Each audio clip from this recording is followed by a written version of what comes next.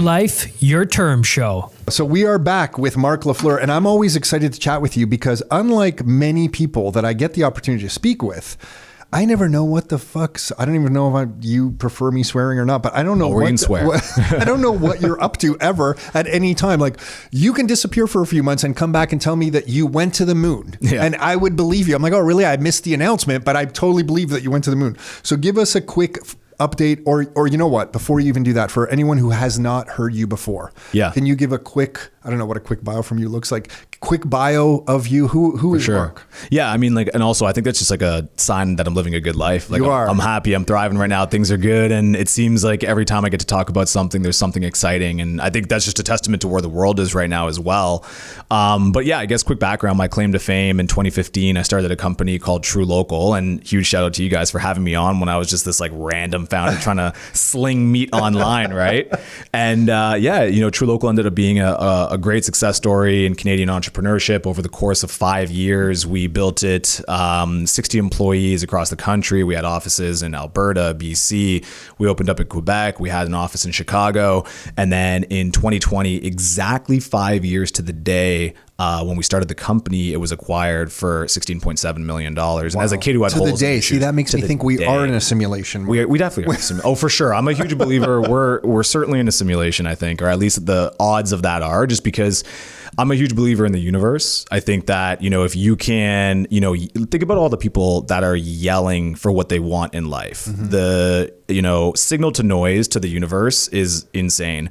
But then the people that actually go and take action on the things that they want, you know, they have a better chance of the universe responding to that. So whether you call it the universe or a simulation, I've just seen it happen way too many times where, like, if you think about something and deeply believe it, but then take it one step further where you put the actions to match it, it's just ironic to me how many times when you do take those actions, they tend to fall in your favor. What do you think's happening in that moment when you take action and things tend to fall in your favor? What? It's the, however you want to call it, universe, simulation, God, whatever you are going to call it, that action is then what, forcing some reaction from the people around you, the reality around you, to act on your behalf in some way? Like, what do you think it is about action that's causing that for people? I just 100% believe that the universe responds to proportionate action. And so what I mean by that is that I'm a believer that everything matters. It's not just the big things. So did you wake up on time or did you sleep in? Did you get your workout in or did you not? Did you, show up 100% for your meeting or did you show up 80%?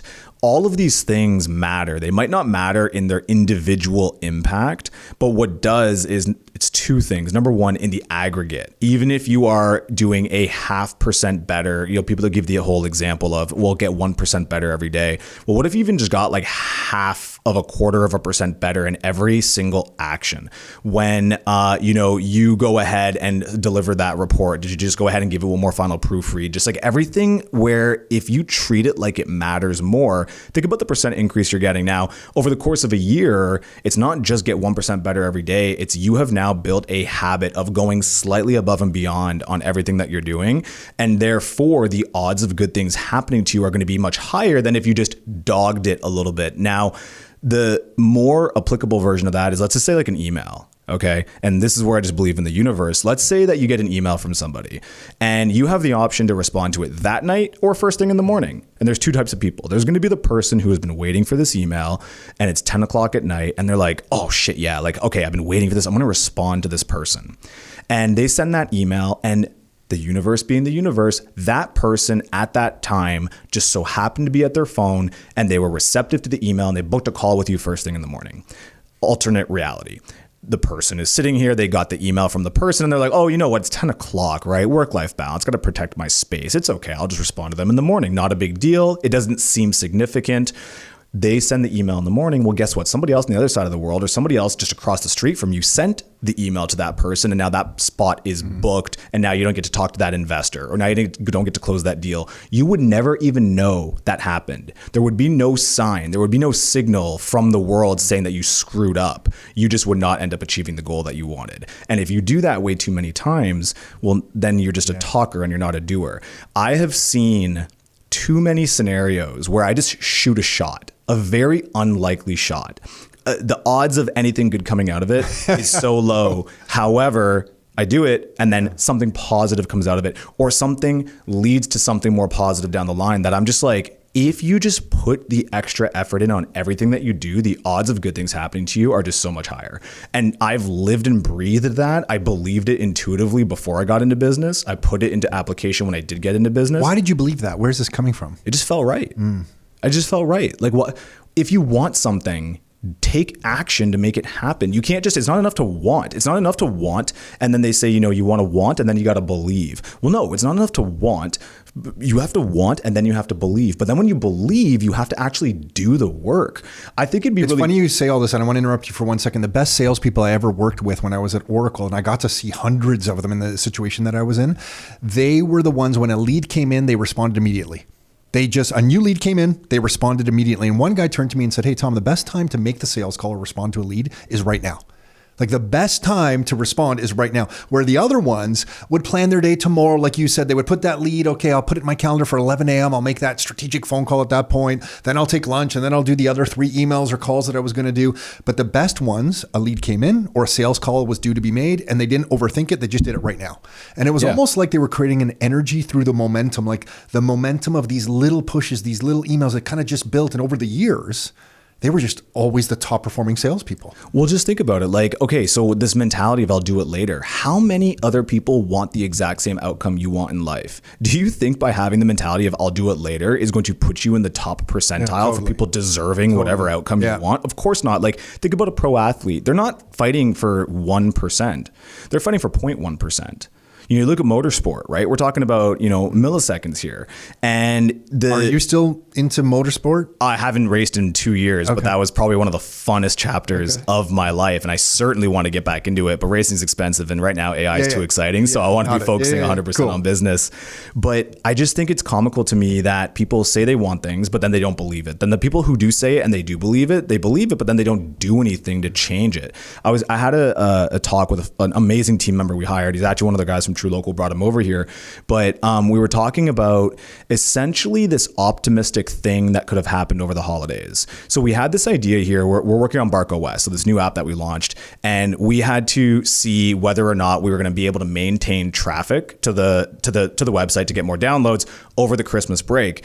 And he had this hypothesis that, hey, you know what? There's a world where people are in the spending mood, so they might go ahead and order, just typical logic stuff.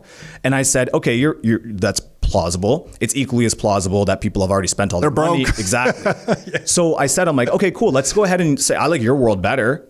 What are we going to do to bring that world to life? We can't just hope. You can't just think that that's going to happen. I think your idea is plausible. But if you just think it's plausible and what we're going to do status quo, you think that it's the universe is just going to deliver the money. Yeah, no. I think that this is a plausible thing, but what actions are we going to take to ensure that? And it's just like with everything in life, like why leave it to chance? What's the point? Like if you are able to conclude that there is a potential positive outcome, that's step one. Great. There is a window for a positive outcome. Well, then what are you doing to increase the window size? And so many people don't think that way. Okay, so that's ingrained in you. It's very clear. Is there a time for retreat? And what I mean by that, you sold True Local. So at that point, you probably went through a little bit of time at least that you didn't know what you were going to do. You didn't know what direction. Maybe you went into the motorsport world as like a hobby or some new thing to tackle, or you started running. But in those moments, do you retreat a little bit? Because I think at this age, I've realized, when my purpose is clear and I know what I want, go all in. The time is now. Respond to the emails, do the calls, do all the work. But I have benefited over the years of some moments in time to retreat a little bit and do less as I'm figuring things out. Have you noticed that yet? Of course. I think one of the worst times of my life, actually, I shouldn't say that, but I think one of the most confusing times was after True Local sold. I shouldn't say the worst time at all, actually. I don't want to take that back, but the most confusing time ever was when True Local sold because I was letting a lot of other people influence my thoughts. Not a bad thing. It was mostly society. You sold the company, be happy, everything's good, made life-changing money. You did it. You did it. You know why? And of course, immediately as soon as the company sold, I was already like, what's next? Now what? Next? And where I'm going with this is that this idea of pursuing and like trying to flirt with the universe and trying to signal to the universe that you are deserving of the things that you want with the hope that things start to fall in your favor a little bit more, the more work you put in, the more likely they are to fall in your favor.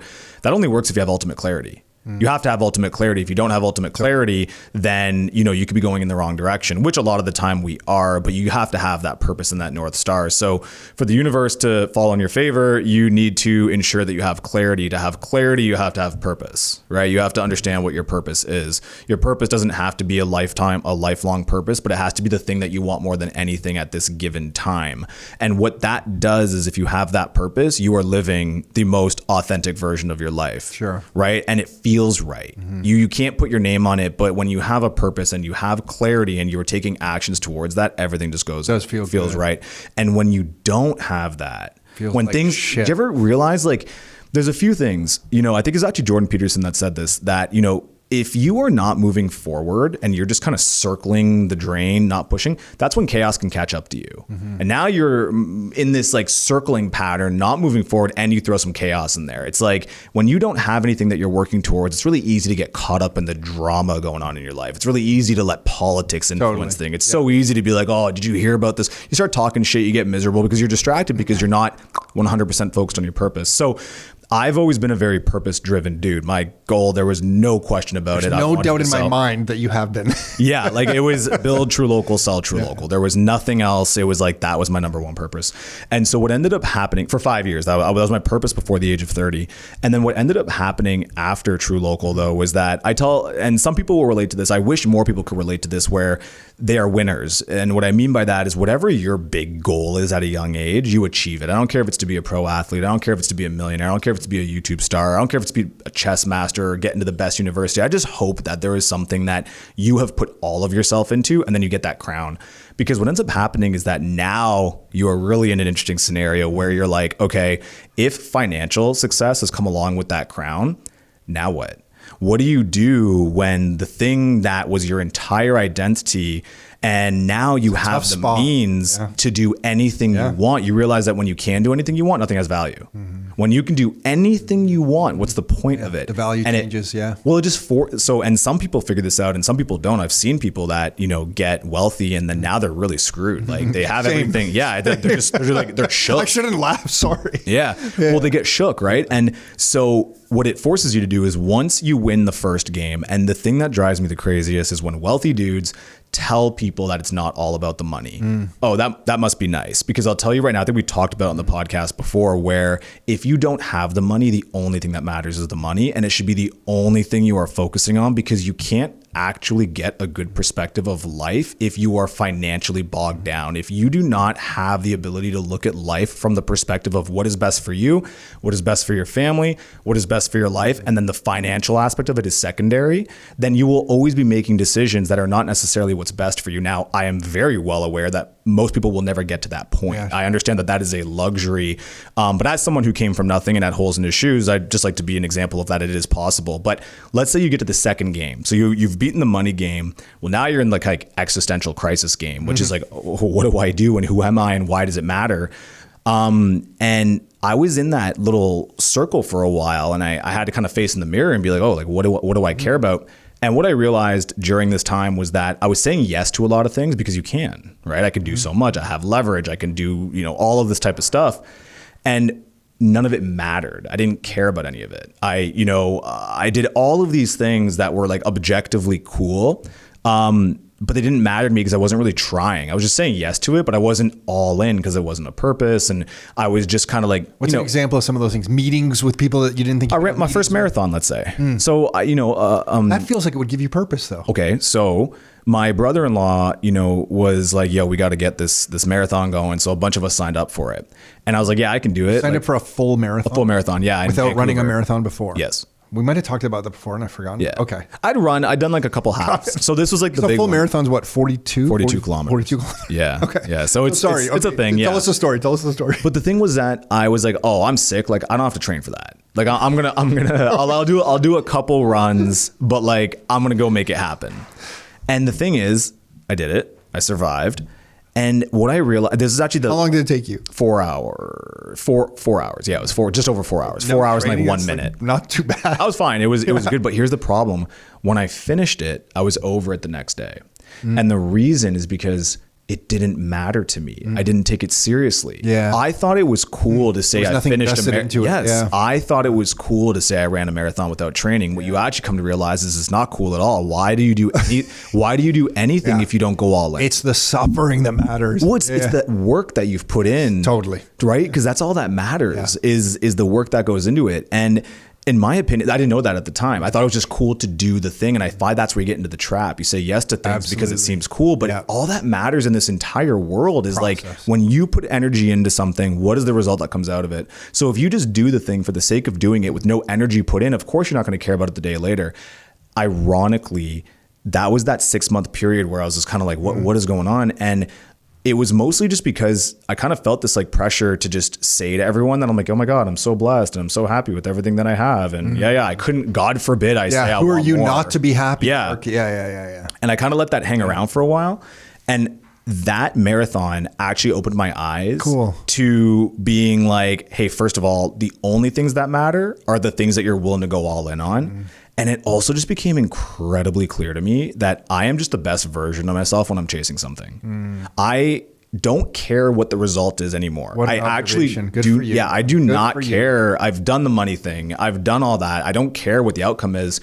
I just want to chase something. I want a goal. I want an objective. I want something that I don't think I can do. And then I get to go test myself to see, can I figure it out? I love it. It's the best thing. And I was just running the other day and I was just thinking so hard about it because people ask me this all the time. And I always say, I'm like, why would you not want to be as often as possible in a scenario where you are giving at least 90% of anything? I don't care if it's academia. I don't care if it's business. I don't care if it's running.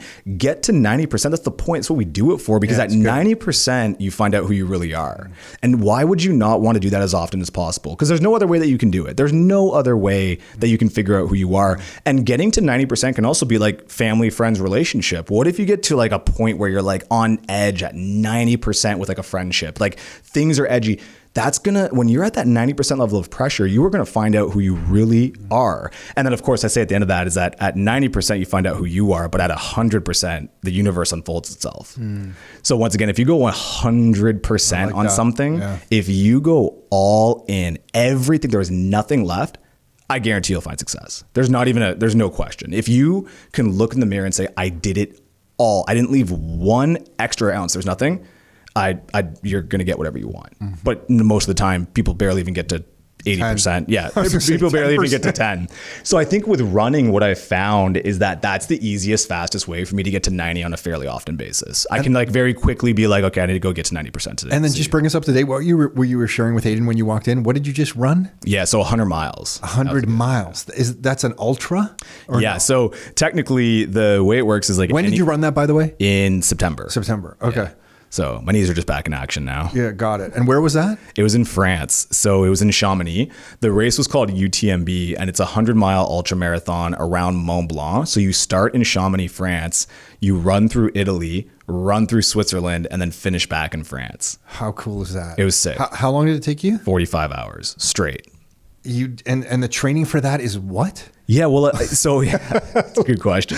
So I'd been running for 2 years, since that first marathon. So the first marathon in May, and you can tell I have a bit of an obsessive personality. What gave it's that obvious, away, right? It's obvious. I did my first marathon, didn't train for it. I'm like, no, now I need to go run 100 miles or something. But I've been running for 2 years prior to this, and the way I'd kind of been structuring my training has always been first half of the year I try to race marathons. So I'm trying to qualify for Boston right now, which is this absolutely insane number. Like as of now, I believe it's 2:49. You have to run a marathon in under 2 hours. Why as of now it always changes based on how many people hit that target? Pretty much. Like pre-COVID, it was like 3 hours and 15 minutes. After COVID, it got to 3 hours, and then it started going down and down and down because running is becoming so much more popular, right? So many more people are applying and people are just getting faster. So it kind of keeps coming down. So you're kind of chasing the dragon on this, to be quite honest. So it's actually quite tough. But what was happening is that I would do 16 weeks of marathon training, mostly focused around speed stuff to try to run a marathon fast.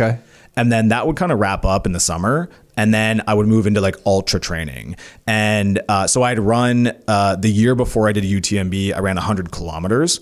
And it's I think they're like completely different sports. People think, oh, it's running. Like it is so Because different. now you're dealing with sleep deprivation. Yeah. I don't know what your body nutrition. Yes. Do you have a crew that's behind you in a van or something? No, I would. Yeah, that would be Okay, but very helpful. there's people meeting you along the way to help you, I guess. Yeah, so the format of an ultra marathon is essentially anything past a marathon could be considered an ultra. But I would make an argument that like in the running community, if you're talking about an ultra marathon, it's usually 100 miles. Like that's kind of like the minimum.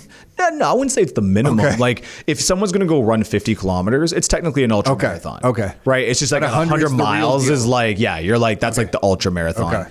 And all of these ultras, let's say, you typically are allowed to have a crew because these ultra marathons have these aid stations, and these aid stations just provide you. There's like food there, there's water. You can stop, change your clothes if you need to, and kind of keep going. And depending on what people are running the ultra marathons for, is it just to complete it? Is it to race it? Whatever. You'll spend anywhere from like 10 minutes to 30 minutes at these stations, and then you continue on. And mostly it's just all about refilling your water, refilling your pack. Sure. You run with these packs, right? So you got to swap all that out. If you have injuries, blisters, things that you need to go see some medical attention for. So that's usually kind of how you do it. So like when we did the 100 kilometers, it was like, okay, 10 minutes, like 10 minutes at an aid station, swap out my pack, do the nutrition and keep it going. And so for me, I'm not like a runner by nature at all. People call me a runner now because I've done these things, but I think people always need to remember that, like, first of all, I was like the fat kid in high school, like couldn't do the beep test at all. And then even now I would say I'm more of a test. Yeah, the beep test. Yeah. I would say that like I'm not your typical runner. Like I had to like change my body to become a runner. And so the one thing though is that, I'm an entrepreneur. So I know how to like analyze and get into the details and the weeds and understand what's going to move the needle. And for me, it was the nutrition. And when you look at an ultra marathon, that's actually the single greatest factor, more so than your cardio, more so than your sleep deprivation, is your nutrition. Are you fueling properly throughout this race? And it's different for everybody. There's like standard rules of kind of how many carbs or calories you want to get. But what you're taking to get those carbs in, what you're taking to get those calories, how often you're hydrating, are you a salty sweater, not a salty sweater? Are you going to go ahead and use gels, or are you using solid foods? All right. All of that makes the biggest difference, but it's the most underrated aspect of it. People who are like really hurting to try to get new PRs or the personal records when they're trying to do these runs, like a lot of the pros, the last thing they'll dial into, so they've gone and done these runs and they just can't break a certain thing. They've tried every training thing, eventually settle on, oh my God, it was my nutrition the whole time. They fixed the nutrition. Because that seems so obvious to me, but I guess it's not if you're, got it. It does, like, so as a non-runner, it seems obvious. But as runners, the whole community for so long has been like skinny, low carbs, low cals. I think I picked it up from the CrossFit world. And then when I was really pushing in that world, I quickly realized if my nutrition was not on point, I didn't get the recovery. I couldn't recover the workout, never mind be ready to go again next day. Yes. So it became obvious through that for me. So maybe I just assumed runners always knew that, but got it. Well, it's life, right? The beautiful thing is like things that you excelled at in other areas of your life. Now, when you take on this new challenge, you might be completely beginner in this new challenge of running, but hey, I am a good problem solver and I understand nutrition. So you doubled down on that analysis. That was it. That was honestly, I swear that's been the biggest thing, because anybody you talk to that talks about ultras, the majority of people are going to have stomach issues. Like they're either shitting their pants or they're puking on the side, like constantly. Like that is a genuine problem. They're all trying to figure out, what gels am I going to use? What's the food look like at the aid stations? Did you shit your pants or throw up on the side of them? I did not shit my pants, which if anything, I think is the single greatest victory of running 45 hours straight. That's also a good story if you did shit your pants. I know, right? Well, the thing is, like, what are you using for toilet paper out there? That's the real question. Smooth rocks? Yeah, pretty much. Okay, and then I'm just curious, what are the bits of nutrition that you did pick up? You don't have a big window. What is it like? This is it's so simple for you, so, and I know it's different for everyone. So for me, let's just look at the kind of like the field right here. So right now, nutrition and fuel for running is primarily dominated by gels. Yeah, those little packs, right? And essentially it's a sugar that gives you immediate energy. And those work quite well for marathons, because marathon's short, right? 3 to 4 hours. And you can just dump sugar in your body. It's like jet fuel. 3 hours it's fine. Or whatever, yeah. when you're talking about 24 hours, 25 hours, like your body needs to survive on whatever you're going to use while you are burning thousands of calories. So I think a lot of people just immediately default to what are the gels that I'm going to use. And then the other greatest thing is like just understanding like how many carbs you actually should be taking. So a lot of people don't understand how much fuel and nutrition they need to be taking while they're going through. Got it. And then on top of that, they don't even know what to use to make up that fuel. And that's like a very normal thing. So with us, when we went into it, I'm like a big natural food guy. Like I care deeply about just like eating whole foods. So when I was looking at the long-term running of like, okay, we got to run the 100 kilometers took 16 hours. So we started there and I'm like, I need to be able to eat something that's going to get me 60 grams of carbs every hour for 16 hours. Yeah. And I got to be able to take something in that A, I can carry with me. Okay. B is ideally not gels because gels are so synthetic. Yeah. Maybe if I need one here and there, but like that can't be my main So you had some in the pack on your back. Yeah, gels for sure. Yeah. So I had that. But what I settled on is I was trying to think like, what is the thing? Yeah. So I was thinking with like berries, maybe berries will be a good one. The problem with berries is to get 60 grams of carbs of berries. It's so much, so much mass. You can't do it. So then, you'll try all these different things, just sandwiches. Do you want bread? Do you want this and that? So what do people do if they've gone down that level? Let's say level 1 is understanding that you need 60 grams of carbs.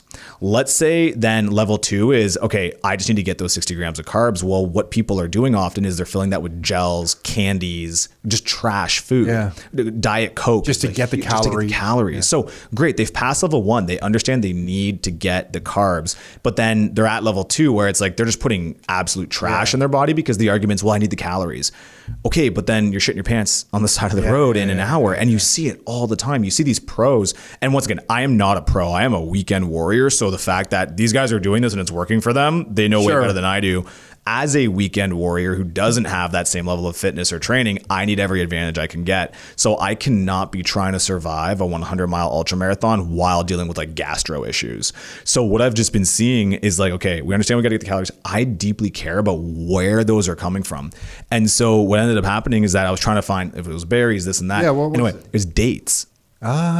Dates. Got it. 5 dates. Sure. So 5 dates would get me 30 grams of carbs. So I'd have 5 dates every half hour.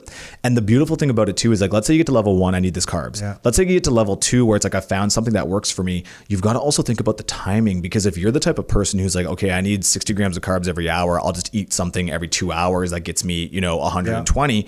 That is heavy in your stomach. So you're moving the whole time. So you actually don't want to have a big meal or have something that's too heavy because now, you got your nutrition that you needed, but the literal volume of food in your stomach is now going to cause you your gastro issues later on. So it's actually like this crazy little needle that you have to thread to get it where it's like, I need the just basic nutrition. I need to find something that my body can handle that's not going to just cause has problems. Enough calories and is And then I have to have a timing routine that's going to work. Hey everyone, before we dive back into the podcast, I've got a quick shout out about the Your Life, Your Terms report. This is Tom's weekly newsletter where he and Nick share real stories, experiences, and powerful insights to help you live life on your terms. Each week, Tom breaks down the economy, real estate, macro trends, and Bitcoin, and gives you actionable steps to make these insights work for you. No fluff, no vague predictions, just a clear path to thriving no matter what's going on in the world. Tens of thousands of Canadians are already getting the real information they need to level up their lives every week. I can honestly say it's the only newsletter that I've stayed subscribed to for years. It delivers real value that keeps me coming back for more. Join us and start getting the insights and tools to create the life you want, plus entertaining and inspiring stories from Tom and Nick along the way. Sign up for free at rockstarinnercircle.com/get-started and start living life on your terms. That's rockstarinnercircle.com/get-started. Your first step to living life on your terms. Yeah, it's so funny that you say that. I know a couple military guys in Europe, in Croatia, that were in the war there and that were living on long treks through the mountains and like weeks and months at a time. And they told me that the best food ended up being figs off the tree. They would just need 5 or 6 figs off the tree, and that was enough calories for them to trek through the mountain like for days at a time. This was like the best food, and it was plentiful around there. They didn't have to pack it. They could just walk by a fig tree if it was in season at that time and eat these figs, and that's all they needed. And they were like figuring out that that was enough sugar, it was enough carb through this stuff. And now you're saying dates. It's funny how you could find the one food that just magically works for what you need. Yeah, and I've never seen anybody else do dates. It's the most I've never seen. Okay. People look at me like I'm crazy. Yeah, I'll just show up with like a bag. Because of that other story on figs, it makes sense to me that you're saying dates. Like I get it. I've never seen anybody else with dates on the trail. Everyone's looking at me like this like plastic bag. I'm like scarfing down dates, and I've become like date adapted. I've just like gotten to a point dates are now. Great. I like them. Yeah, it's fine. So every weekend, instead of just slamming like 12 gels for a 6-hour long run, I bring my dates with me, and it works out really well. So that was, and I genuinely believe that's what carried me through. It wasn't my fitness. It wasn't anything else. Like if there's a variable to be like, hey, how did Marc survive UTMB? It was the advantage we had was nutrition. Okay. We really and then nailed the this nutrition. gave you kind of purpose because you were putting effort into this thing. Just to tie it back to what we were talking about earlier, now you're really trying to accomplish this goal. You felt much better doing it. Yeah, well, as opposed to the marathon that you just did on the fly and ran the 44 kilometers or whatever it was and did it. This gives you purpose. Well, yeah, and I wouldn't say that UTMB is what gives me purpose. I think what gives me purpose is finally having been able to sit with the fact that right now at this phase of my life, I'm the best version of myself when I'm chasing something.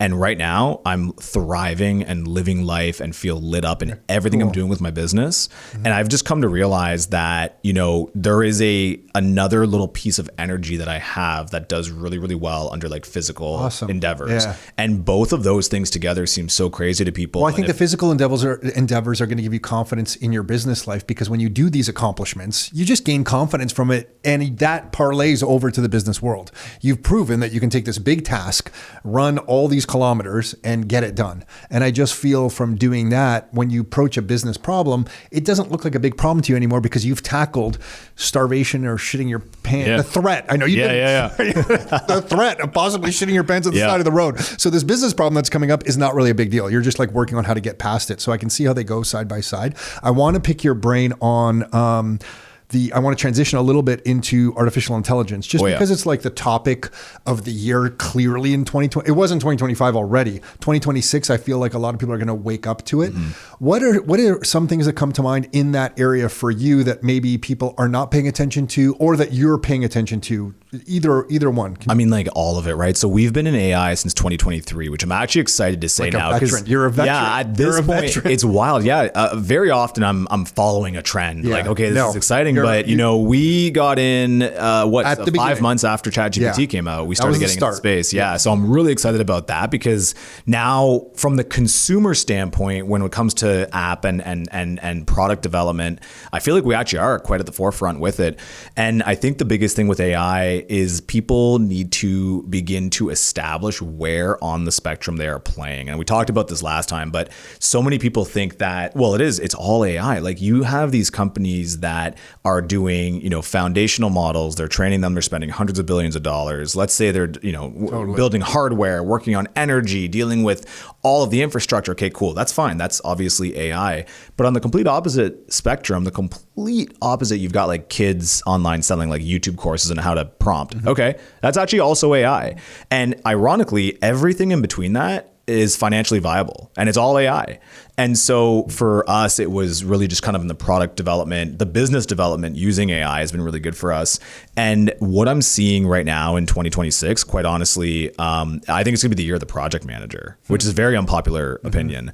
And where I'm going with this is that I said it last time on the podcast, the rise of the non-technical founder, like it's our time, baby. I always used to get shunned. I always used to get so shunned as a founder who was non-technical, everybody and all the big VCs and anybody who is anybody building technology. I never thought of that. I could see how people would do that to you now that you say it, but I never really thought about that. Yeah. For sure. It was definitely a knock against you if you were non-technical. And maybe another way to reframe it is that it wasn't as much a knock against you as much as it was a badge of honor if you were. If you were a non-technical founder who was also a problem-solving CEO, fantastic.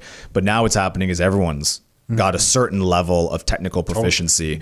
And I think that the biggest problem that we're having with AI is everything is in absolutes.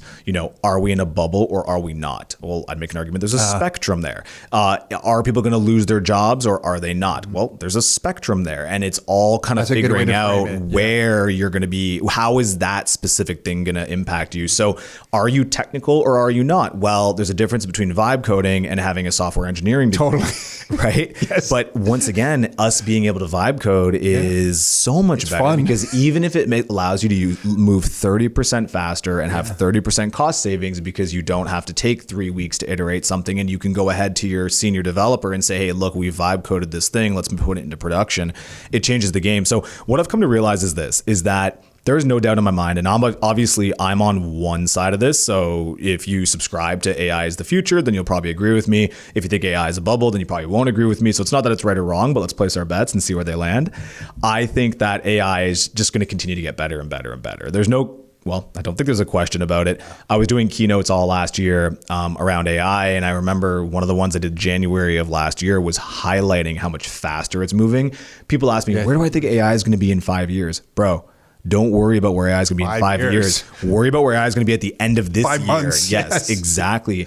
And it just becomes crazy when you talk about these moments. Like I was listening to a podcast the other day, and they're like, yeah, this past year, the DeepSeek moment. And I was like, I feel like that's ages ago. Yeah. I'm like, whoa, you just like went back into the archives. Yeah. I'm like, no, that was 2025. Yeah, was it? Yeah. That was 2025? Yeah. Holy shit. Wow.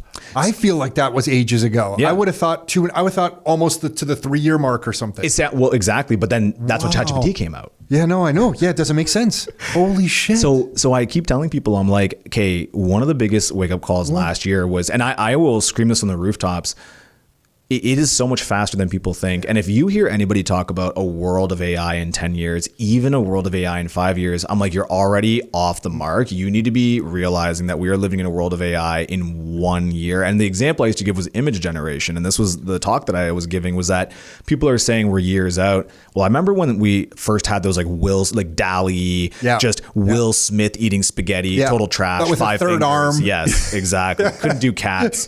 And everyone's like, oh my God, AI is trash. It sucks. It's going to be years before we have photorealistic. Now? Bro, we have photorealistic video. And I don't know what you're using. When Nano Banana came out 3 months, Aiden took one of the economic updates that we give at our events. He took an hour talk I gave. He gave it to Gemini. Gemini summarized it. Then he gave it to Nano Banana and said, make an illustration that would like outline this talk. The illustration that came back was remarkable. Yeah. I have it pinned to my Twitter profile right now, or my X profile right now. I couldn't believe it when he showed it to me. And it came back in like 30 seconds. Yeah. It's insane. And all of that to say that it's moving just way faster than people think. So to the point going into 2026, I think that work is going to get abstracted away. I think that once again, what is work? What is the part? Okay, well, first of all, what is the part that makes people who are willing to put the grind in successful versus people who don't? Well, people realize that there's an outcome they want to achieve for a project. And then there's like the majority of this actual thing is not enjoying the outcome. It's doing all the tedious stuff, the work in between to receive this outcome. If you want to close a specific client, is it actually the final call that matters? No, it's all of the follow-ups and all of the research you've done to build a relationship and then make sure that you've nurtured that relationship and put in, proposal together and then tweak the proposal. And then it's the work. And so many people find their self-worth and their job security in the work, which is very different than entrepreneurs, I think, at least, where entrepreneurs are results driven. All we care about is, I don't even care about the work in between. Did it work? Did it not? Yeah. I don't, hey, can you do something? Fantastic. And if you can do it or not, I don't care about the work that goes into it. That's where you get to tell me how long it's going to take, but all we care about is the result. And so I truly believe that a lot of work is going to get abstracted away. It's certainly going to get abstracted away with code. Because once again, you will not have to conceive of an idea, let's say an app idea, then do a PRD to figure out exactly what you have to build and then code. All that'll be done, and you'll just now have to come up with a great idea for an app. And then once again, the code will happen itself, but it's not just that. Same with outreach. I think emails are going to be obsolete. I think communication. Yeah, what's that? Because I feel the same way. What's that going to morph into? Any guess? It'll be voice for a little bit, I think. Okay. Have you checked out Whisperflow? No. Okay, so I think I'm so slow. Like when someone sends me a voice, is it going to voice to text for me? I have to listen to a voice message. I'm always like, oh shit, man. I don't like that. I don't hate that. No, but it feels like someone's giving me homework when they send me like a voice text. I'm like, yes, oh, shit. But the dictation. So okay, if we imagine 2 years out, I think everything's going to be changed. But the thing that people are always getting hung up on is like, what does that transition period look like? Totally. So I don't actually think it's going to be voice audio. We're listening to stuff. But if you do something as an example, like emails, texts, your prompts, you're going to use things like Whisper Flow and you're just going to talk it out. Now, it is not receiving the audio file. It's just dictating to you in a fantastic way. And I know what people are saying too, they're used to using Siri and used to using built-in dictation, and it's ass. It's so bad. Like, but the new stuff's great. Like Grok in my Tesla. So Grok's now in my Tesla. Yeah. And just debating back and forth with Grok in my car about different, the premise of some book is fascinating to me, because now I can have an hour discussion deeply on something, and it's the first time I'm using voice with a computer or AI interface that isn't ass like you were saying with Siri. Like, this is totally usable. Well, voice AI, so I agree with that too. I think voice AI is going to be there, but I mean like that intermediary phase. Like right now, I would highly recommend that anybody listening get any of the essentially the voice to text, because to your point, two-way voice AI is great too, Grok and having a conversation. But I mean, like, where is it going with email, things like that? No, I think what's just going to happen is you're going to sit at your, like for now in this intermediate, you're going to have your email inbox and you're not going to type out your answers. You're going to go through an email, you're going to open it, and you're going to dictate your voice. Hey, yep, no problem. I'll see you at this time. Someone on our team is doing that and gave it to me to install on my laptop, and I forgot I have one of those installed on my laptop for email. You're right. Yeah. It's really smooth and it works. It really takes well. a little bit to change your habit. Because I'm so used to, and I'm a fat, like I can type very quickly. So I'm just used to opening it up and typing. So that's cool. It is a habit change for me. But that's where things are going. That's what I mean. Totally. I don't disagree. It's a habit change for me as well. But I think that if you want to imagine in 2 years, where is all, so if we go back to this, work is going to get abstracted away, right? So your messages are communicating with my messages. I'm not actually drafting responses to you. I'm just giving high level guidance to how I want responses handled. Hey, listen, I don't, you've got your AI operating system, whichever one's going to win or whatever it is.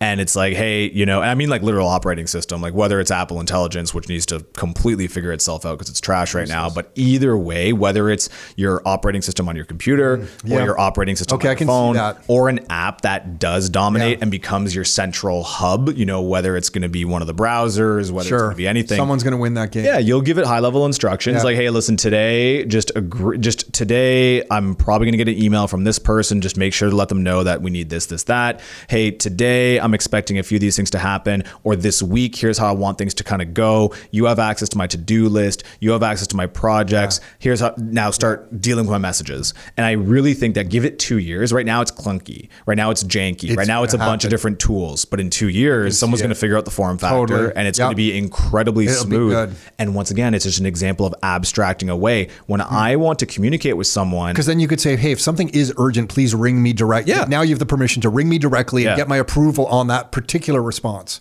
And it'll be natural. Right now it's clunky. Right now it's like you think about it like that. You're like, oh my God, like I want to use AI to respond to my messages, but what if something important comes up? That is a problem of today. That is not a problem of tomorrow.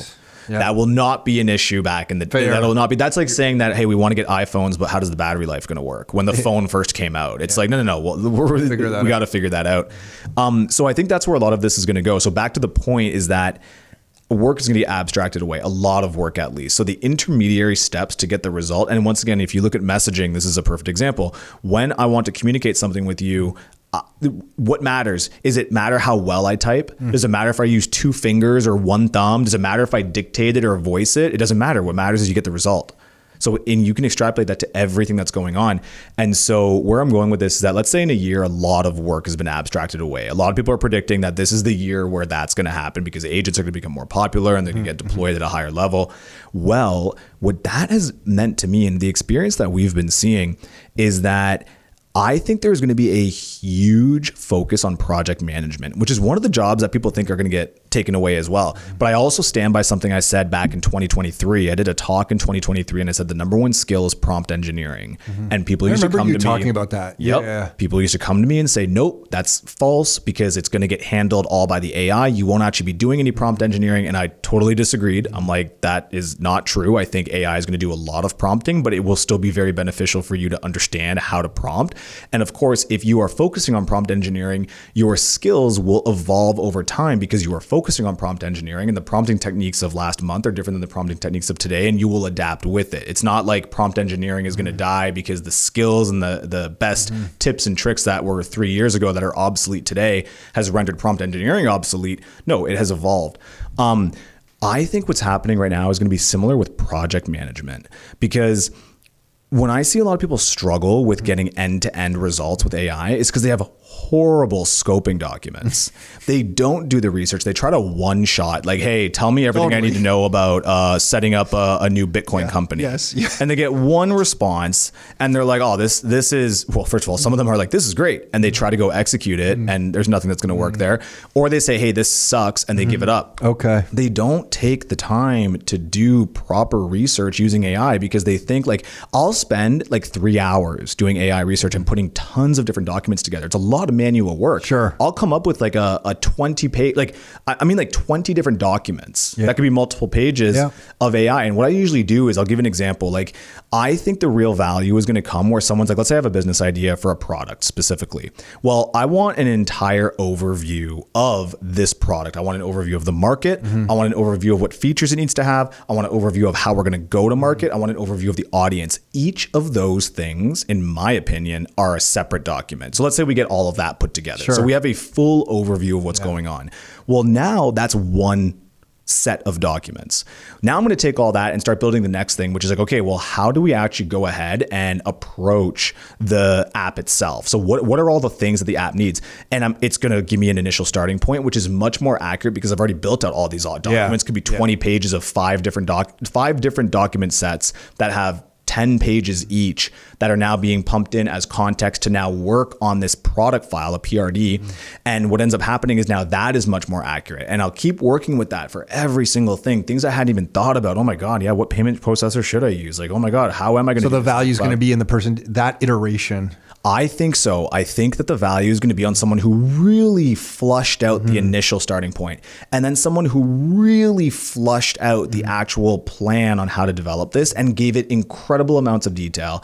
And then go ahead and ask AI to rip the whole thing apart. Be like, hey, fine, here's my plan on how I want to go to market. Rip the whole thing apart. That makes sense. Once you have that entire corpus of context, I believe that is where, whether AI can do that on its own, which it probably can't right away, but being able to take all that and then put an action plan together and work with your team to execute that, it, to me, and then being able to track it along the way, because now things are moving so fast. By the time it's we assign something in the morning, 2 people might have finished their job, 1 person got stuck, and by the time the afternoon's coming, it's a whole new business, and we have a whole new set of problems and a whole new set's going on. But how did you get that communication happening together? So I really think that I think you're onto project management, being able to like really understand and scope things out and adjust as you go, figure out what can AI agents do, what can you have handled with this entire document set you've done. And then once again, plug in your team in certain areas to go ahead and continue expanding on that. So the one thing that I'm actually now looking at quite a bit is I want to be when I look at it, I've never would have thought about this. I hate project management. I'm not very good with details. I'm not organized. I'm like your typical bull in the China shop type founder.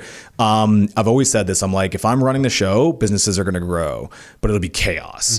Versus if I take a step back, it'll be the smoothest running business you've ever seen, but we ain't going to hit our growth. Exactly. So but that's where I have to change. What's the most painful thing in the world for me? Detail, project management, organization. But I think that the best value I'm going to provide to my team is becoming the best version of myself as a project manager and being able to properly scope things, reasoning, so that way I can't be available all day, every day for every team member. And maybe somebody else doesn't have the proper context to answer somebody else. And everything is moving so fast. But if there's proper documentation that is being updated across the board, that to me is exciting. So I like this idea of creating back to the lab, DB8 Labs. It's not just about us building products.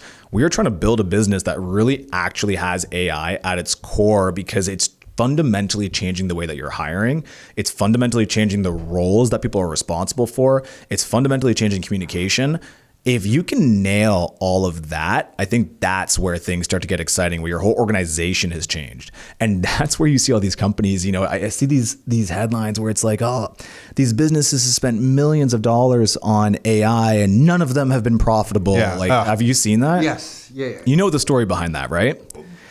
For everybody, yeah. I don't. But it just reminds me of back in my days when somebody would say, hey, we spent millions of dollars in an ER enterprise resource planning software and it was an utter failure, but it was the implementation of it that was just so poor that like it wasn't the software. Yes. It was the people putting it together just didn't know what they were doing. Imagine hearing that AI has been deployed to the tune of billions of dollars across Fortune 500 companies and they have not seen a return. Imagine then blaming the technology. Yeah. No, that's because there was somebody at that organization that was like, holy shit, AI is on the table. Let's go ahead and get our entire company enterprise AI plans. So we'll go ahead and get them enterprise Claude and we'll get them enterprise Chat GPT. Yeah. We have 10,000 licenses. We are an AI company. Yes. Yeah. We've spent $1.2 million on 10,000 licenses. You go and check usage.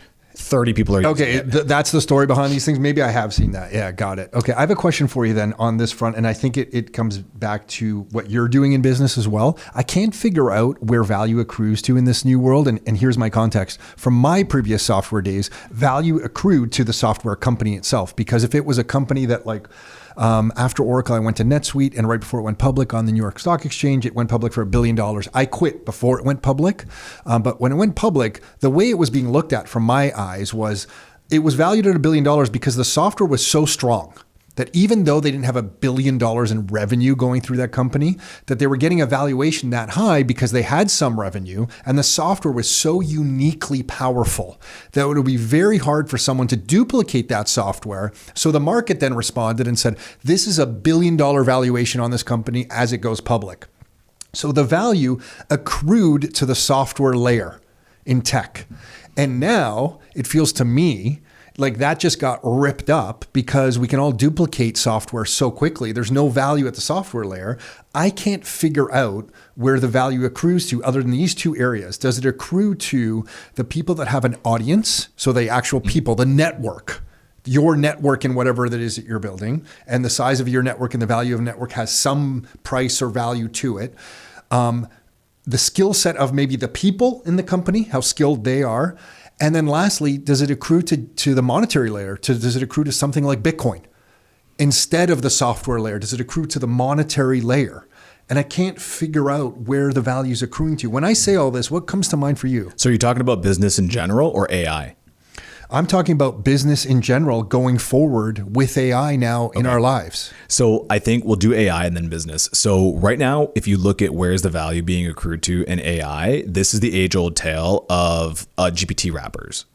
And that's like the pejorative that was used back in 2023 to essentially downplay anybody who used essentially an AI from one of these companies. So you use the API and then you put your application layer on top of it. So if you're building an app and it's powered by, GPT or any of the different models, then what ends up happening is that they would go ahead and call you a GPT wrapper and say your app has no value because really it is the LLM business behind it that is accruing the real value. And that was like first of all, shocking, because if you look at any software, essentially, if you make that argument, then everything is just a wrapper, right? At the end of the day, like Google Maps, with a database behind it. Exactly, a GPS wrapper. Like, what are we talking about? Thankfully, that has now been dispelled quite aggressively. And I think one of the things to understand with AI is that if you follow any of the people who are very optimistic about AI, and we're going to go into this age of abundance, I don't think it's a zero-sum game. I think that obviously the foundational models and these labs are going to get a lot of the value. What is it? OpenAI is doing $20 billion, still spending a lot of money, but a lot of it is being used. However, at the end of the day, what people have now started seeing is that these application layer businesses are just as valuable.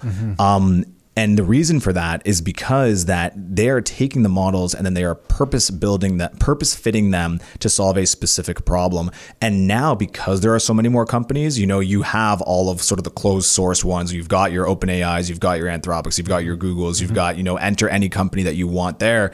Well, what's happening is a lot of these application layers are using multiple models.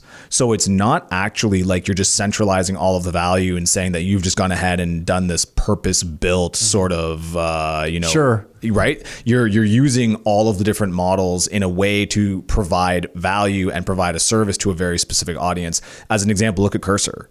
Like Cursor is one of the fastest growing startups, period. It's incredibly valuable. And people in the early days used to say that, oh, it sucks and it's not going to be a viable business because it's just a GPT wrapper. And that's just the furthest thing from the truth. So the application layer is actually where a lot of the value is now being accrued, which is essentially like the downstream usability of these AI models outside of like enterprise. Okay. That's different than the way I'm thinking about it. And the pushback that I would give on that, because I like what you're saying. I'm like, okay, I actually like that. But I guess the pushback I would say is that, sure, we're so early though. If Cursor, let's just use Cursor. Okay, like someone else makes a Cursor like tomorrow.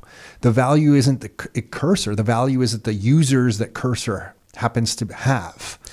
And like a competitor can create a duplicate Cursor faster than ever. So I don't understand how a company would have enough time to build a moat around their users. Like Uber, for example, really the value of Uber is just like all the people using Uber.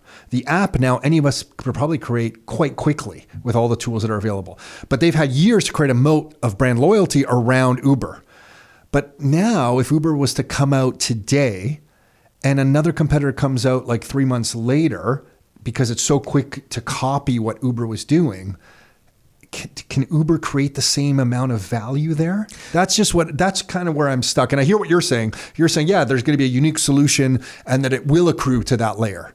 And I'm just like, I can't get there. I'm not sure I can.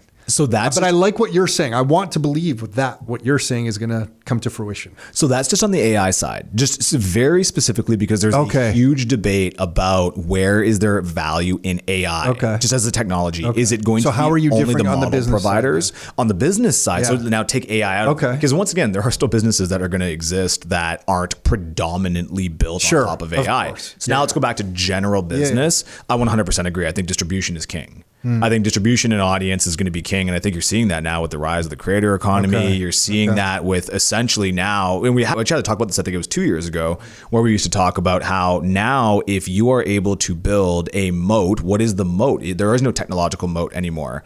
There's nothing. I can probably go ahead and recreate a majority of consumer apps out there and probably do them better in a short period of time. Doesn't mean we're going to have a successful business because they have built their brand, they have built their audience. That's why you were separating the discussion from AI and business. So for business in general, the first thing that I would go ahead and say is distribution. You have to have a distribution strategy. And how do you build distribution? There's a few different ways. You can go ahead and do it where it's just paid, right? So you can go ahead and do things like Facebook. I'm gonna run your Facebook ads, but really what's happening right now is it's not just enough to run Facebook ads where you're paying for distribution. The next thing you have to do is kind of build that audience. And of course you can build audiences in a few different ways. You can build audiences kind of third party where you just have these giant followings on these different social media pages, but then you can go kind of more downstream where you're collecting emails. It makes it easier to promote. But at the end of the day, if you do not have a distribution channel, and I guess take it one step back, business in general now is won and lost via distribution. Now, distribution alone is not necessarily just owning your distribution. You can pay for distribution, like I was just saying before, but the more viable and the more secure and the bigger moat is to own your own distribution. And that is where it becomes audience building, brand building, engagement, things like that. But what I will say is like, we've been exploring this quite a bit. So we launched recently Bark OS. So it's the app. Perfect. Yes, please. So good segue. So the lab right now, DB8 Labs, we have 2 products in the market. So our first one was realestatecontent.ai. So it's a social media automation tool for agents who hate social media. So for the agents who are like, okay, Gary V sold me in 2020. I know I need to be on social media, but I hate it. Jab, jab, jab, hook. Exactly. Realestatecontent.ai is there to make that easier. Now, we realized, and with the lab, I was telling you this before, with the lab itself, we build products, but that's not what we do. We are the product. And that's what I get excited about, because I think that in this new age of AI, it's actually going to be these skills. It's going to be how fast you can move, how well you can organize, how well you can communicate to essentially tackle any problem. Because at any point in time, if you see a viable opportunity, AI can help you become a subject matter expert in that. And then really at the end of the day, are you and your team able to attack that market? So when I look at the lab, I get very excited about trying different strategies to see what works, what's just hype, what is actually something you can put in your tool belt that might be beneficial later on as a strategy to help grow another business. And one of the things that we got really excited about was this proliferation of viral apps. So we have done sort of like the professional services type business software with realestatecontent.ai, but right now there's this huge thing going on with these viral apps where you can use social media, and this has been around forever, so I'm not reinventing the wheel here in any capacity, but the idea is that right now, because, and I guess the thing that is different is that using social media to grow your brand and grow your sales organically has been around forever, and people that have been doing it for a while really understand that. And that is broken up into a couple different things. It could be broken up into UGC, so, user generated content and working with, tens of different UGC content creators. It could be using influencers, which are different than UGC content creators. When it's UGC content creation, these are individuals that are just professional content creators. They work with multiple brands. They spin up their own individual pages that are within your niche, and then they create content on those pages. It's more of a spray and pray mentality. Whereas when you're working with an influencer, you're actually working with that influencer so that you pay them and they promote your product on their page. So there's actually quite a big difference between that. But that's been around for a long time. But now, once again, where's the AI sort of alpha coming in? How fast you can build an app has changed a lot. So even though this whole idea of trying to build out your own distribution channels using organic social media has been around for a while, it wasn't necessarily viable for new businesses because you had to have an established brand. You probably had to have something a little bit more concrete like paid ads. You knew you could get a return if you understood that, but you knew you could get your distribution on paid ads. It was a good way to start. Once again, outside of the word of mouth and things like that. Sure. But your sort of social media organic distribution still wasn't something you were just going to come out and do right out the gate because you had to have a brand already going. Well, now you can build an app in a weekend, right? And that combined with this distribution, this organic social media distribution is really kind of where the new sort of age has been happening about a year and a half ago. Is that what you've done with BarkOS? Yeah, so BarkOS. So we looked at it where it's like, okay, the lab should get really good at understanding the viral app strategy. So what does that look like? Well, with BarkOS, it was exclusively about, okay, if we want to double down on the viral app strategy, why not come up with a business idea that is well suited for that strategy? So we kind of worked backwards from like, well, what are the 3 things that will increase the chances of a business being successful if it were to double down on this viral app playbook? Sure. Well, we concluded that there are 3 main things that you wanted to have in a business that was going to try to execute the viral app playbook. Number 1, it needs to be inherently viral. That sounds obvious, but you have people that try to run viral app marketing on like the most boring business in the world that is like, hey, we'll help you recruit and manage your HR. Like, okay, that's a great business, but no, you're not going to use the viral app strategy and organic social to make that happen. So it has to be inherently viral. Number 2, what you would want is you would want an audience that is diehard. You probably want to find a business that one of 2 things. They're just psychotic. And I look at like True Local in the CrossFit days, right? Like CrossFitters are obsessive. They are a diehard audience. If you win over the CrossFitters, grass-fed beef, anyone? Exactly. They carried us for like a good 2 years. So shout out all the CrossFitters over there. But once again, a diehard audience. So either that or you need to know where they're at. And so when you look at realestatecontent.ai, once again, it was kind of like, okay, is that going to fall into the viral strategy? Probably not. So if you look at this second pillar, which is you have to have a diehard audience, which is they're either diehard or you just know where they're hanging out. That's kind of number 2. And then number 3 is it has to be easily understandable within 3 seconds.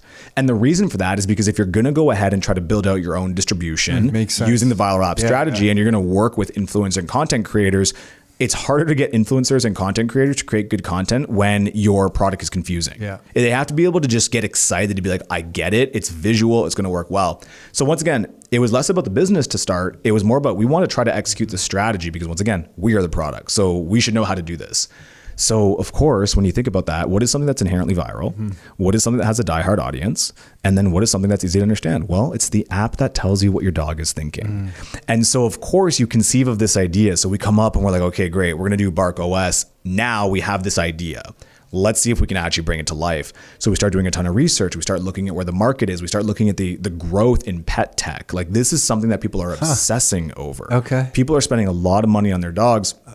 And it got to a point where it was like, hey, with these, once again, this is the difference, is that when you start looking at, the vision capabilities of these models, this can do a fantastic assessment out the box. Take a photo of your dog and put it into ChatGPT and tell it to tell you what's going on. Like, it's actually quite impressive. So imagine if we actually did some prompt engineering, some context engineering, and put this purpose-built version of it together.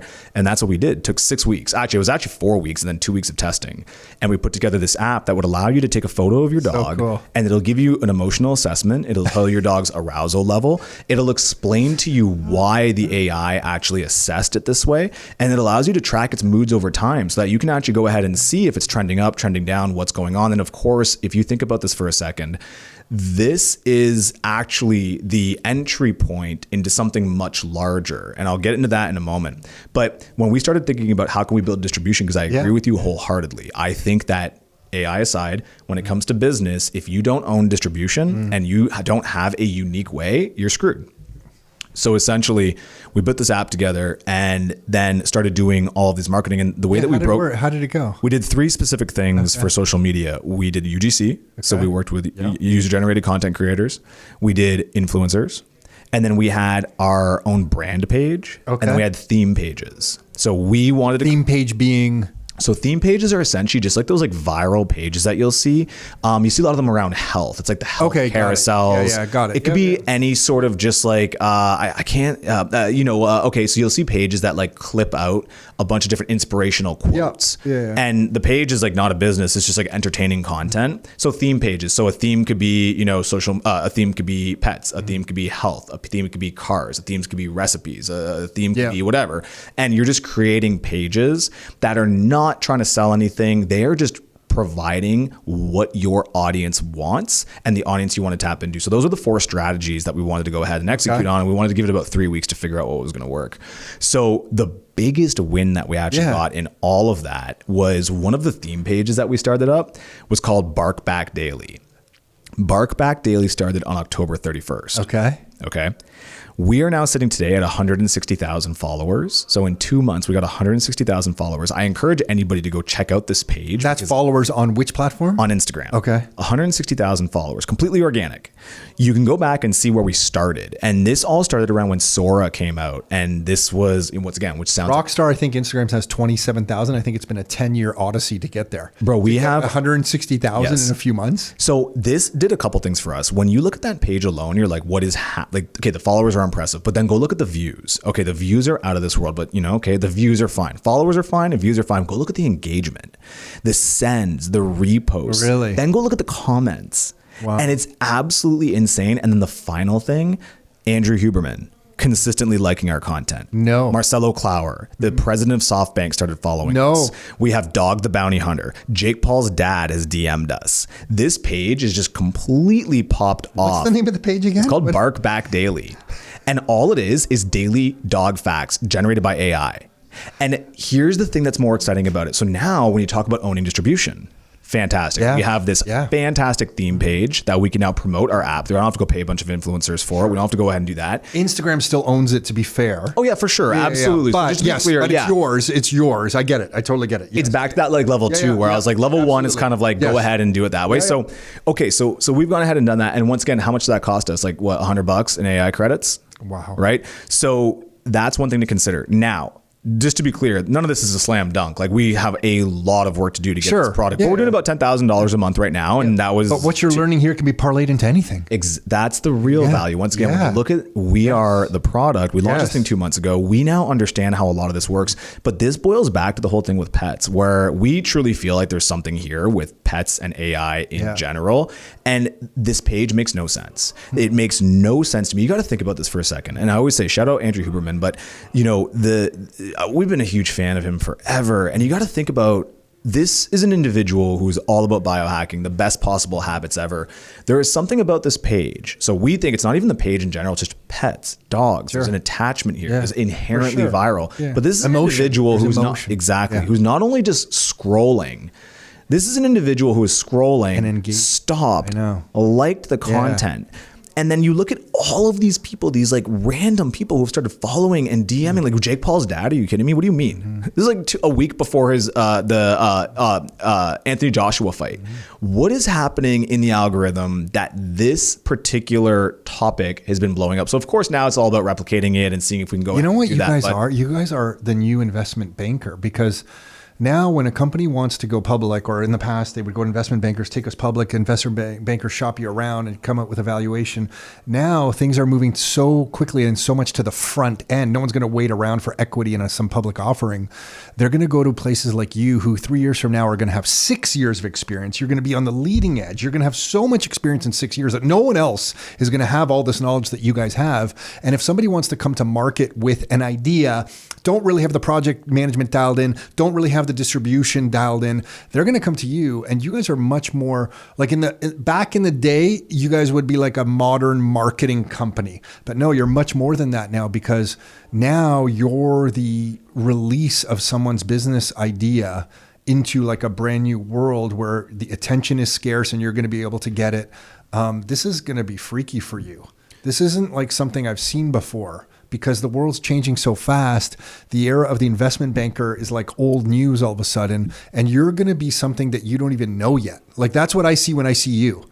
When you guys are talking about we are the, what did you say? We are the product. We are the product. Like we don't even know what's going to be needed in 3 years yet, but you guys are going to be there. And with 6 years of experience, 3 years from now, with your already 3 years plus the next 3 years, no one's going to be able to battle you. It's going to be interesting to see what you're doing. Yeah. And I think the biggest thing, the distinction that we always put out there is that, from a marketing perspective, this looks an awful lot like an agency, but the clear distinction is that we own these products. Agreed. We build, we incubate, we conceive, and we own, we manage them ourselves. This is next level. This isn't something like I've ever seen before. When you first told me about what you were doing, I guess 2 years ago or whenever it was, like I kind of got it. Now I see it much more clearly. This is going to be something exciting for you. And I think and you know what? On top of all of this, Marc Lafleur, with the longevity shit that is coming out in the next few years, you're never going to age beyond the age of 30, or maybe another 5. It might take 5 years for that stuff to really hit its stride,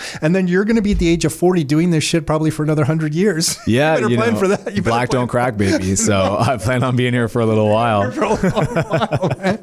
Holy shit! It's exciting, man. It's exciting. It is. You're on the leading. This is exciting. I'm just trying to think where I'm going to see you 3 years from now, and it's going to be fun.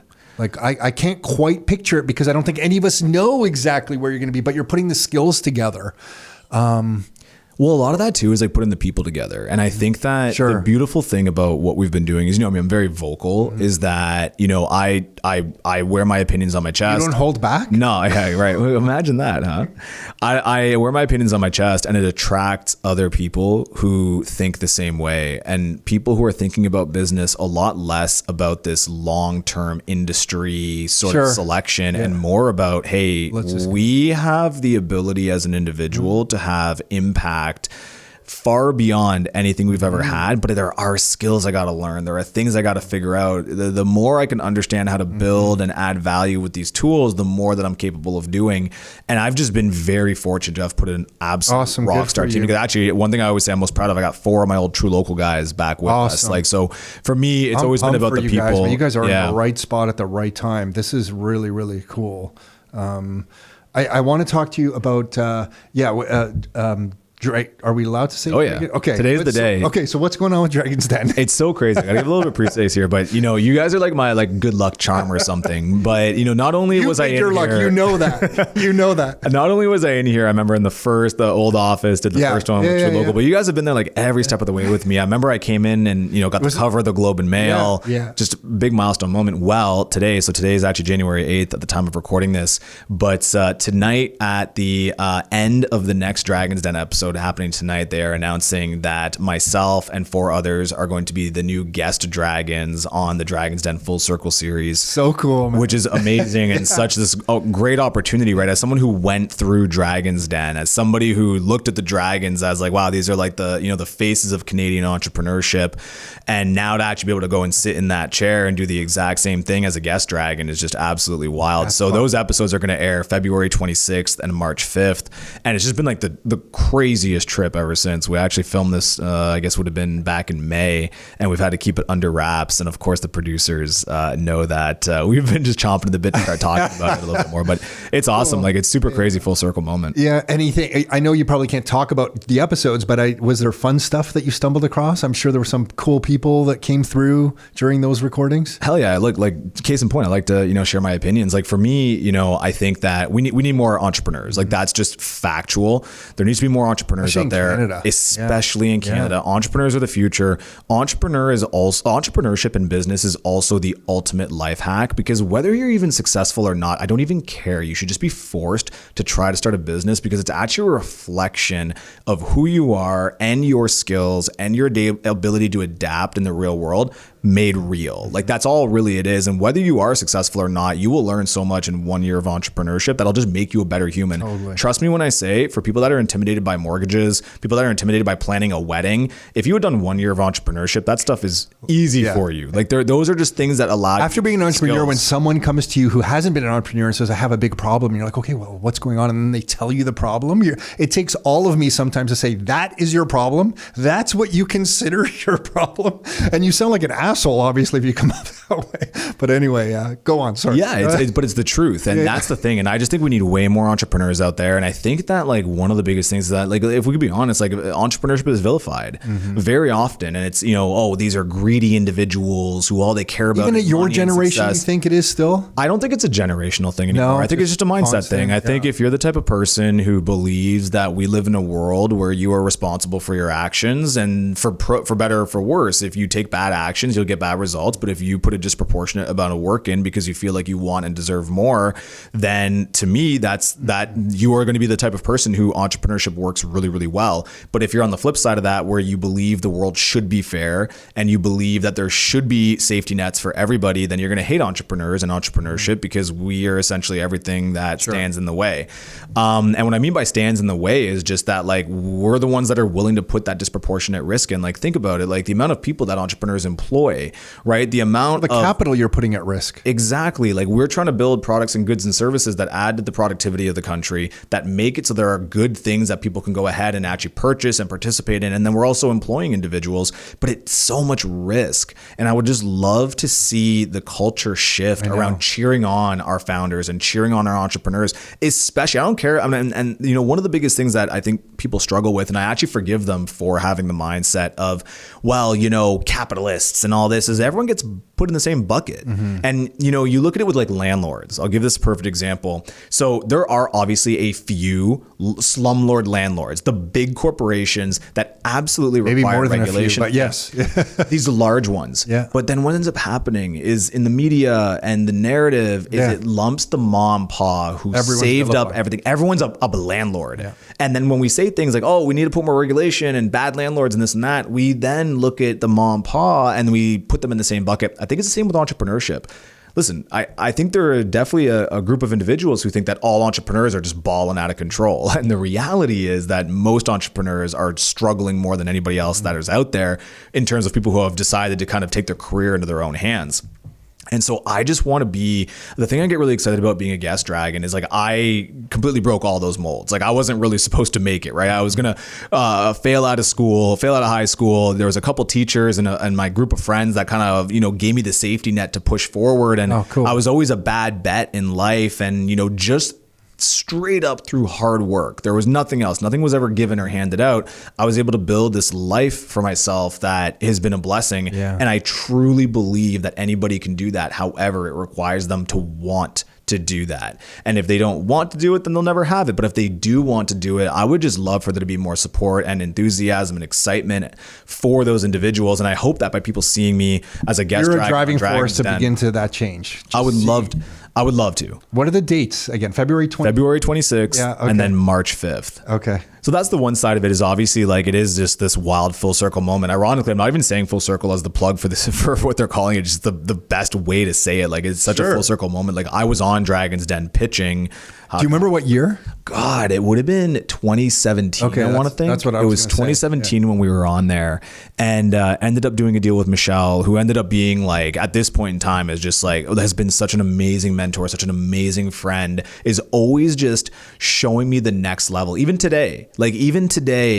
I just, every time I get to speak with Michelle, she is always just kind of showing me the like next level of the game, and I think that's been like so valuable just throughout this entire thing, even just as becoming friends. And so for, to get the call to be like, hey, yo, listen, the series is happening and this would be amazing. There's an opportunity to be a guest dragon. It's just wild. And then of course, to rep Cornwall, right? Like there's not a whole lot. Awesome. Yeah, exactly. Awesome. Like there's not a whole lot of people who even know where Cornwall is. So to be this entrepreneur from Cornwall who's now going to be a guest dragon has been really cool. And I'm actually seeing it. It's stoking entrepreneurship in Cornwall. I get tons of the founders that are in Cornwall that reach out to me. Can you imagine if you're from Cornwall and you see your story? It does give you confidence. Like, I can do it too. I mean, sure. It resonates. And that's the hope, right? So on one side, I just want to hopefully encourage other winners out there who may not be where they believe they should be at yet, but deep down they know it's their purpose, it's their passion, they want to work and go get it. Hopefully they see my story and decide to go do that. And the number two is like, I want to find the best of the best, right? Like I want to find the people out there. Dragon's Den is known for bringing some of the best founders forward. And, we want to do deals. We want to work with people that are actually going out there and building the future for Canada. So it's been fun. It's going to be fun to see you over the next few years. Yeah. Mark, where would people find you right now if they want to track what you're doing? Yeah, I mean, like I would just check out on Instagram. So at Lafleur, just check me out there. And then, my website, www.marclafleur.com. If you want to check out the businesses, www.db8.com. And that's pretty much it. Send me a DM. I'm happy to chat with anybody. My entire world right now is just aggressively recruiting A players. Like that's all I want to focus on. That's all I want to do. So if you believe that you are out there and you want to go ahead and crush it, you want to work with a team that's crushing it, has a track record of success, and wants to just sharpen your AI skills and has some AI skills already, please, we want to welcome you with open arms. Awesome. DB8 will be a good home for you. Awesome. Mark, thanks for doing this, man. Really appreciate it. Always a pleasure to chat with you and catch up with you. And then I can't keep up, man. I don't know what you're going to be doing next. Awesome. Thanks, Mark. Appreciate you, man.